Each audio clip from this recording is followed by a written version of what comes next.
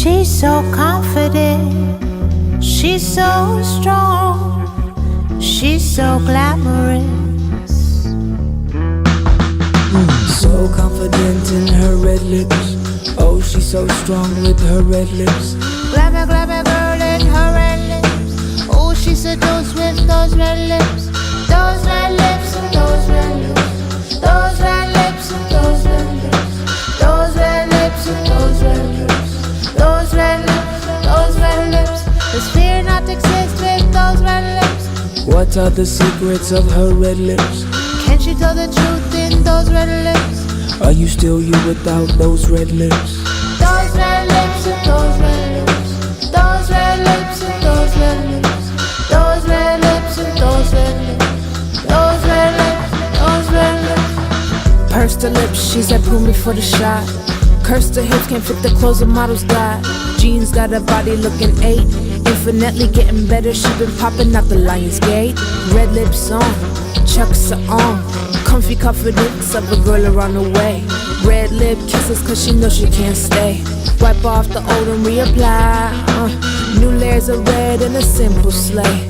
Old glam is new glam and new glam is me fam. It's something women with red lips would say. It's something women with red lips would say. Those red lips and those red lips. Those Yo, my name is Gianluca Gibbons, I'm Hannah Eggen, and we are Heyaitage. and this is Theorematic. those red lips. Girl, you're telling me lies, I can feel it. By the look in your eyes, I can see it. Authentic is fine, just be you. All right, well, Heyaitage, the band started back in 2010 when I was in college. There's a couple of guys, and we chose Heyaitage because it was a Jamaican, Polynesian, Mexican, and Bermudian, right? So Heyaitage seemed like the only fair name that would kind of combine us all.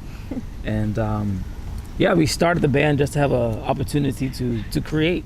And it grew from like a 5-piece to a 7-piece pop fusion. But then towards the end of college in 2015, guys started leaving the band, and we got down to a small group and decided we wanted to go to tour in Bermuda. So we did a GoFundMe campaign, raised a bunch of money, and I had written a song called Summertime Again, which was like an island kind of tribute to Bermuda. But the lead wasn't for my voice. So I reached out to Hannah at the time, who wasn't in the band, to sing the song, and then also to be the lead singer for the tour. So the band would provide the music and she'd sing. We went to Bermuda, and that's kind of when the journey started. I'll let you pick That's it where up we from there. met, you know? I've known Gianluca since we were about 13 or 14 years old. And I was in New York working on my solo album, developing as an artist. And I had traveled the world as a belly dancer. Then I started teaching myself guitar. I started writing songs and helping other artists with their stage performance and stage presence. And we just so happened to be in Bermuda at the same time when he asked me to sing the song. So we kind of gelled so well in Bermuda and had so much fun. And then the band asked me to come to California to do like a 2-month tour. No, it was a month tour. About a month SoCal tour. Yeah, a month SoCal tour, and I was only supposed to be here for 2 months, and it's going on 3 years. So that's kind of how it happened. We just gel so well. Well, we grew write up- well together. We yeah. grew up together. I mean, the same music, same culture. So Yeah, it works. The band's really come down to Hannah and myself. Mm-hmm. There's a third member, Kevin, who plays drums, but it's more for live and stuff like that, you know. And it's just cool to be in a different country with someone who's from the same country as you. Who knows you? You know? You know? That works. Yeah. So. That's how that happened. We all have flaws to improve. Temporary fix. Don't get caught in the trivial tricks. Exterior. So we wrote that together. Okay. It came from a spout of writer's block, an inspirationless moment. And we're like, yo, let's just find some beats on YouTube and write. Whatever comes out, just record it right there. It was one take. Yeah. So I was staying somewhere else. I was staying like up in Simi Valley, and she was staying in LA. So she came over, got the little USB mic out, and I was like, yo, whatever you record is staying. Mm-hmm. And then we off to the next song. Yep. And we knocked out like maybe 8 songs in 2 nights. And a lot of those songs are gonna be in the album because they just happened so clicked, perfectly, yeah. you know? That spout of Like the inspiration just slapped us across the head real quick and was like, yo, get to writing. Red Lips isn't a YouTube beat though. No, it's not. We changed the beat. We But it was inspired we redid by all that. So don't try to come at us for that. I know I'm blessed, and I close my eyes and smile. Sometimes I feel like the richest. Well, right now it's cool because we see people watching, you know, but it's real like they just watching, you know, because Yeah. Red Lips came out, and that's very, because I mean they saw Summertime Again. Like some people were like, oh yeah, it's a little island group, they're cool, you know, and like that was a song, it was an experiment, to be honest. Like I'd never written dancehall or nothing like that before, but Red Lips is actually something that's within our scope. Yeah. So people were like, okay, that song was pretty cool. Let's see what else you have. And we put out some covers, and they're doing well. Yeah. So I think people are kind of waiting to see like What's happening? like they feel like they like it, but you know we only put out one single. Shout out to DJ Khaled. He's always watching. He's always watching. We see you. We see you, Khaled. I'm ready for you. But yeah, just there, we see people watching, you know, and that's a good feeling to know that we're in the scopes of what's next. Babylon, and I've done my best, so everything's alright inside. Being an independent artist is a seesaw. It is. Right? Because putting out music is not good enough. You have to create sustained attention over a period of time. And know your business. You know, because we could easily put out a 20-song album because we like making music. Yeah. But then what? Right. Then Yeah. what? What you gonna do, right? So we have an album coming out, but it's not gonna be traditionally released. Yeah. I'll put it that way. Oh, okay. We have a listening party coming up. and, December 2nd. Yeah, December 2nd, listening party. And that's not even for release the album. That's just getting a lot of different people that need to be hearing the music in the room to listen to it. We started a rooftop series called The Rooftop Affair. And there's a rooftop party in Laguna. See, we usually run in Detroit, man. That's how you come through. I know it's happening September 16th though in Laguna. In Laguna. So we're just trying different ways to connect with our audience and sustain the, I don't want to say attention, but sustain the relationship with our music and people who love it. Yeah. And it worked. Yeah. So. You gotta be like your own A&R. You gotta really develop. Man.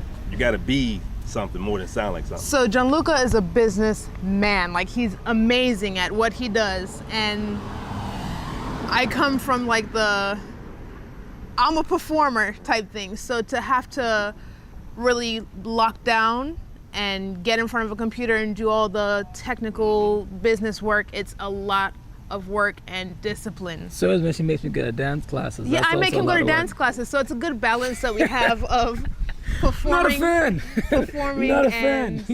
and business, you No, know? it's cool. Yeah, man, and that's the beauty of it. Like Hannah and I are very similar in some places, but also very, very different. You know, so to be able to work together, that's not a hindrance. Yeah. It's good because where I lack, she has, and then where she doesn't have, I get to give what I have. You know, so it's a balancing act. But yeah, man, some days we're out in LA doing interviews and stuff like this. Is dope. Yesterday days you we have- were in front of the computer all day. All day, like from Sending emails, you know, doing the Yeah. business thing. you know from 8 a.m. to like 10 p.m. You just. At it. Yesterday I walked outside once, let the sun touch me, and I went back inside. Got my vitamin D for And the I was day. like, got my- Bore me less. Yeah.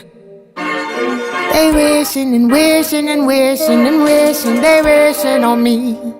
Yeah. Our sound is not, I mean, we can't help but have island flavor in it, right? But our sound is so diverse and soulful that I think, as Wyclef would say, it's a global gumbo. You know, we touch on a bit of soul in New Orleans. We touch a bit of, you know, jazz. We touch a bit of everything, so.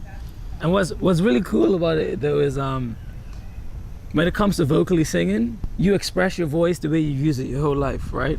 So we grew up with dancehall and stuff like that. So your melodies and your vocal rhythms tend to derive from that inspiration. Dancehall, yeah. But sonically, you can throw whatever you want behind it. Yeah. So like you're listening to it and you're like, okay, this has an island feel, but the sonics kind of play with you a little bit. Yeah. You know? And we're producing the album with this guy, Tommy D. And he produced the Machiavelli album for Tupac. He's produced a lot of stuff, like a lot of Death Row Records stuff, But then like Celine Dion, he worked with Prince. So he has this crazy background in like old school pop. You Like know? he programmed drums for Prince. That's how he started out. He's so diverse. Like his mind is amazing. And he's a bass player. So when you tie that in with our experience and like I grew up a missionary kid, you know, so I lived in Africa, I lived in Spain, I lived in Jamaica, I lived in Bermuda. So I had all that experience of culture. Like I studied some jazz in Cuba. So you have all of that. Hannah touring the world, dancing, doing belly dancing, doing ballet, like, so even her dancing affects the production. Yeah. Cause she'd be in the studio and be like, that beat's cool, but I can't choreograph to this. Yeah. You know? So now that's a different dynamic. So it's just like, I mean, it's a beautiful place to be in because it's fun. There's so many colors to work with. Yeah, it doesn't end.